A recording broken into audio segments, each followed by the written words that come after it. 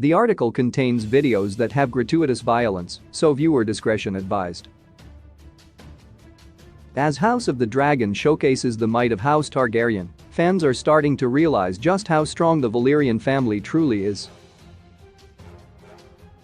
With a royal lineage stretching back for centuries and built on fire and blood, the Targaryens certainly pose a threat to any who would stand in their way. Yet, one character from Game of Thrones happened to be one of the weaker Targaryens. Jon Snow, or his birth name Aegon Targaryen. Despite being a fierce warrior and a secret prince, Jon faltered all throughout the show. In many ways, he got worse and worse until he finally left the series with even a less than desirable ending. Less ruthless as the series went on, Jon became less brutal with every subsequent episode. Where he was once a fierce warrior willing to threaten his way through encounters and thereby impressing even the free folk, Jon quickly became more complacent. By the end of the series, he was practically rolling over for those around him. The Jon Snow who was willing to hang a child and cut off Janos Slynt's head is not the man who appeared in the show's final season. Much like Tormund's rough edges were smoothed over, Jon's fierceness was as well. While he did eventually contribute to Daenerys' downfall, the old Jon would have had Tyrion's head for spreading the rumor of his parentage. No competition for the White Walkers for all of Game of Thrones, it seemed like the show was building towards one great confrontation between Jon Snow and the White Walkers.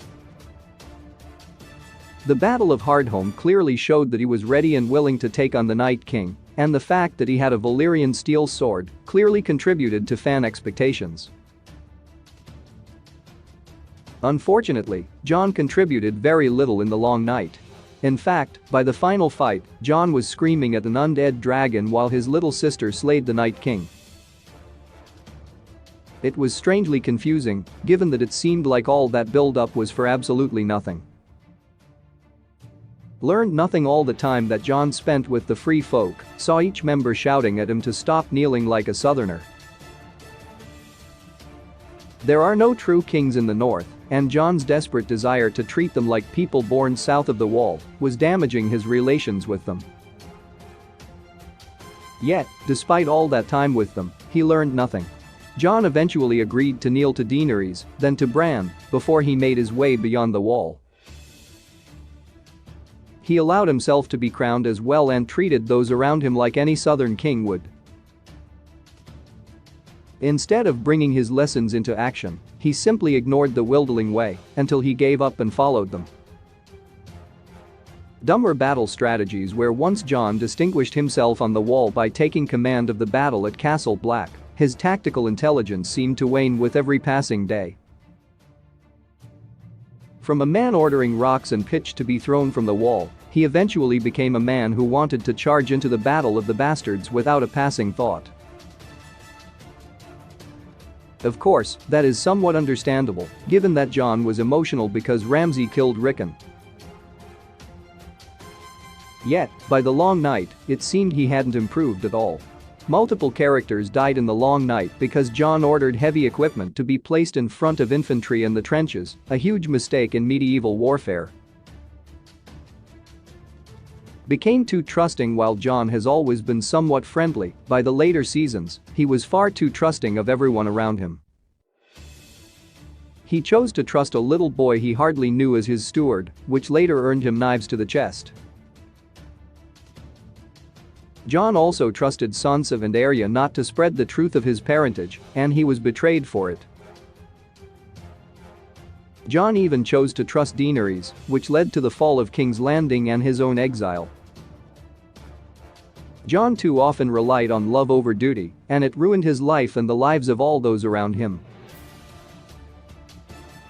Had he been colder to newcomers, like he was in the beginning to the men of the Night's Watch, he could have lived a better life. Became less helpful to others, of course, while his trust increased, his ability to gain loyalty through kind acts faded. In the beginning of the show, Jon put his life on the line by giving his support to Sam and the other dregs of the Watch. He even risked his life by sparing Ygritte. Despite these kind acts earning Jon his best friends, he stopped relying on them later on. In season 7 and 8, there are few examples of genuine kindness from Jon that don't come specifically out of Jon seeking a reward. Though he certainly loved Daenerys, he did little to show it in gestures. Forgot the Night's Watch. The Night's Watch was central to Jon's character, which is why it was so baffling when he abandoned it at the height of the White Walker threat. Though he was freed of his vows after the mutiny, he killed the mutineers and easily could have continued preparing them. Because he left the watch for Winterfell, they were severely undermanned and unprepared, which is partly why the wall fell. Had an experienced and brilliant commander like Jon been there, he could have done more to earn allies and would have never worried about declaring his allegiance to Daenerys. Ignored his family when Jon was declared king in the north, he largely stopped listening to the other Starks. When Sansa attempted to give advice and Arya tried to support her, Jon was much more interested in bending the knee to Daenerys and preparing without listening to the opinions of others. Jon made his name by listening to his allies and friends. Despite having a family who loved him, he never actually worked to get to know them again, which is why trusting them with the secret of his parentage was so foolish. He didn't know who they were as people anymore, which led to him being stabbed in the back. Worse supporting cast. While Jon grew worse in later seasons, his supporting cast did as well. While there are many characters who can appear in the Jon Snow series, few of them were as engaging as they were when they were first introduced. After all, the mighty Tormund Jonspane quickly became a joke as soon as he met Brienne.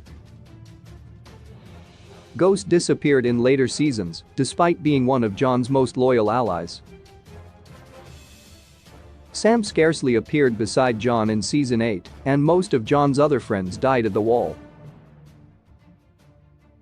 A character is typically only as engaging as those around him, and Jon's supporting cast dwindled with every episode.